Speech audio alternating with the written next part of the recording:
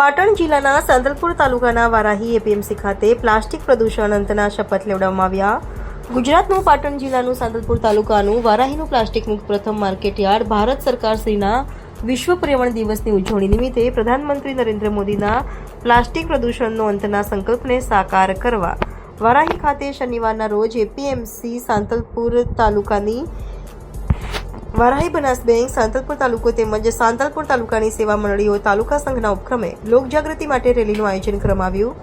આ rally Varahi market યાર્ડથી મુખ્ય બસ સ્ટેન્ડથી બજારમાં નીકળી હતી, જેમાં એક પેડ માં કે નામને અનુલક્ષી એક પેડ ઉછેરવા માટે શપથ લેવડાવવામાં આવ્યા હતા। હાલમાં વધી રહેલા પ્લાસ્ટિક પ્રદૂષણના અંત માટે માર્કેટ યાર્ડ દ્વારા કાપડની બેગનું વિતરણ કરવામાં આવ્યું।